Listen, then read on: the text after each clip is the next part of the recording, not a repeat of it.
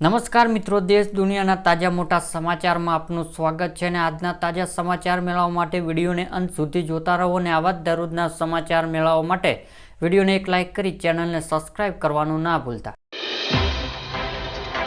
આજના મહત્વના સમાચારની માહિતી મેળવીએ તો મિત્રો, પીએમ કિસાન યોજના એટલે કે પ્રધાનમંત્રી કિસાન સન્માન નિધિ યોજના હેઠળ કરોડો ખેડૂતોને દર વર્ષ 6,000 રૂપિયા આર્થિક મદદ આપવામાં આવે છે. આ રકમ દર 4 મહિને પર 2,000 રૂપિયાના 3 હપ્તા સીધા ખેડૂતોના ખાતામાં જમા કરવામાં આવે છે.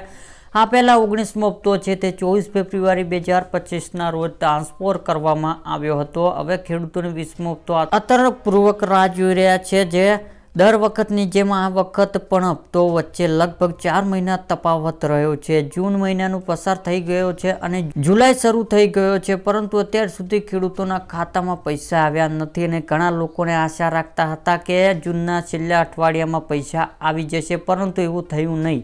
હવે આગામી હપ્તો ક્યારે આવશે તે અંગે પ્રશ્ન ઊભો થઈ રહ્યો છે. જે 18મી જુલાઈ આવી શકે છે 20મો હપ્તો. એટલે કે મિત્રો, મીડિયા રિપોર્ટ જે જાણકારી સામે આવી છે કે તે પ્રમાણે 18 જુલાઈ 2025માં આગામી હપ્તો આવતા સંભાવના વધુ છે. હકીકતમાં પ્રધાનમંત્રી મોદી આ દિવસે બિહારના મોતિહારીમાં એક મોટી જનસભામાં સંબોધન કરવાના છે. રિપોર્ટમાં કહેવામાં આવી રહ્યું છે કે આ ઇવેન્ટ દરમિયાન પીએમ કિસાન યોજનાનો 20મો હપ્તો છે તે ખેડૂતોના ખાતામાં મોકલી શકશે. ત્યારબાદના મહત્વના સમાચારની માહિતી મેળવીએ તો મિત્રો, ખાદ્ય તેલના ભાવમાં મોટો વધારો. એટલે કે રાજકોટમાં ખાદ્ય તેલના બજારમાં સિંગ તેલ અને કપાસિયા તેલના એક ડબ્બા પર અચાનક 80 રૂપિયા જેટલો માતબર વધારો કરવામાં આવ્યો છે. જે ઉલ્લેખનીય છે કે આગામી સમયમાં જન્માષ્ટમી દિવાળી સુધી તહેવારો સિઝન આવી રહી છે, ત્યારે બજારમાં કૃત્રિમ તેજી શરૂ થઈ છે. સિંગ તેલના ડબ્બાની કિંમત 2380થી વધીને 2450 રૂપિયા થઈ છે. કપાસિયા તેલની ડબ્બાની કિંમત 2220થી વધીને 2300 રૂપિયા સુધી પહોંચી.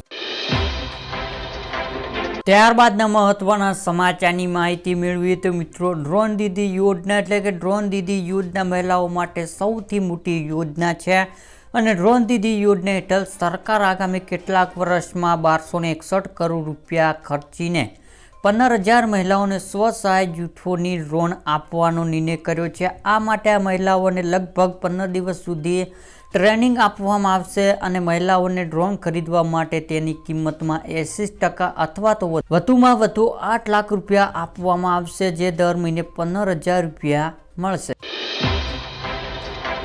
ત્યારબાદના મહત્વના સમાચારની માહિતી મેળવીએ તો મિત્રો, કિસાન ક્રેડિટ કાર્ડ એટલે કે જો તમે ખેતી માટે નાણાકીય સહાય ઈચ્છતા હો તો કિસાન ક્રેડિટ કાર્ડ એક ઉત્તમ ઉકેલ છે. આનાથી ખેડૂતોને કોઈ પણ મુશ્કેલી વિના સીધા 3 થી 5 લાખ રૂપિયા સુધી ક્રેડિટ કાર્ડ મર્યાદા મળે છે.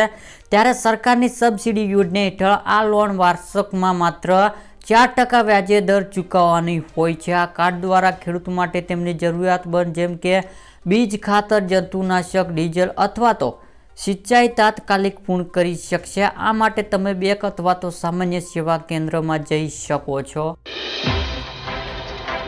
ત્યારબાદના મહત્વના સમાચારની માહિતી મેળવીએ તો મિત્રો, સરકાર આપશે ફ્રી ઇન્ટરનેટ એટલે કે દેશમાં મૂળભૂત સુવિધા સાથે ઇન્ટરનેટ જોડવા જઈ રહેલા ફ્રી ઇન્ટરનેટ બિલ પર વિચારણ સરકાર મંજૂરી આપી દીધી છે અને આ બિલના દેશના પછાત અને ગરીબો વર્ગ લોકોને મફત ઇન્ટરનેટ આપવાની યોજના બનાવવામાં આવી છે.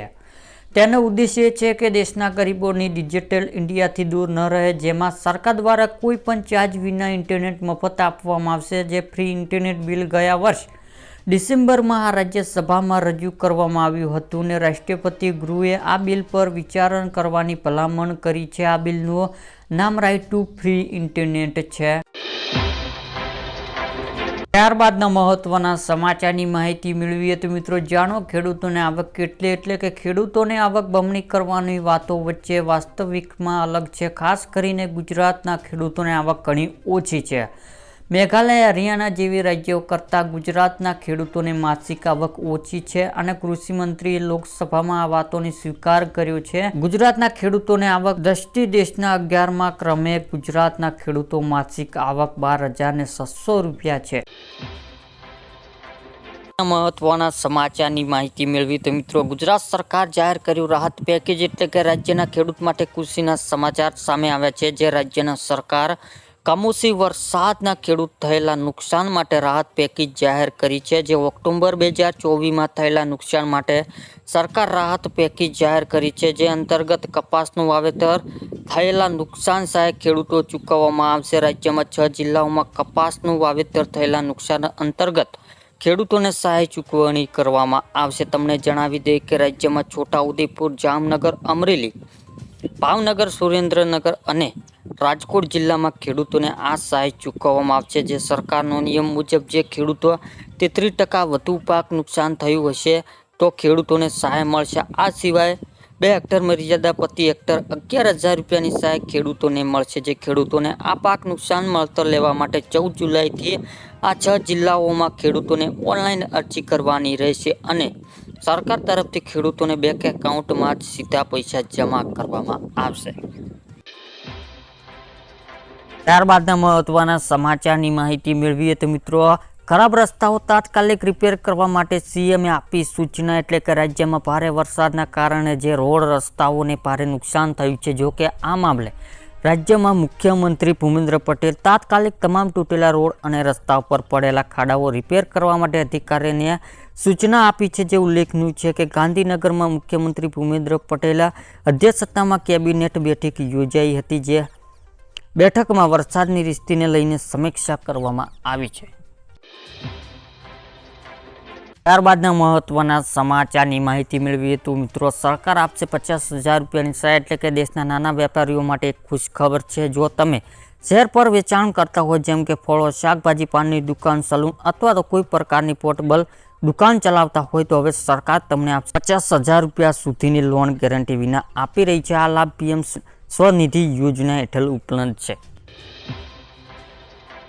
ત્યારબાદના મહત્વના સમાચારની માહિતી મેળવીએ તો મિત્રો, 100, 200, 500ની નોટ એટલે કે રિઝર્વ બેંક જે 30 સપ્ટેમ્બર 2025 સુધીમાં જે 75 એટીએમમાં આ સિવાય સિસ્ટમ લાગુ કરવાનો લક્ષ્ય નક્કી કર્યો છે। આ પછી 31 માર્ચ જે 2026 સુધીમાં એટીએમમાં ઓછામાં ઓછી એક કેસેટમાં 100 અથવા તો 200 રૂપિયાની નોટ પૂરી પાડવાની રહેશે। આ સિસ્ટમ સાથે 500 રૂપિયાની નોટ પણ ચાલુ રહેશે, જેથી નોટોનું વિવિધતા જળવાઈ રહેશે।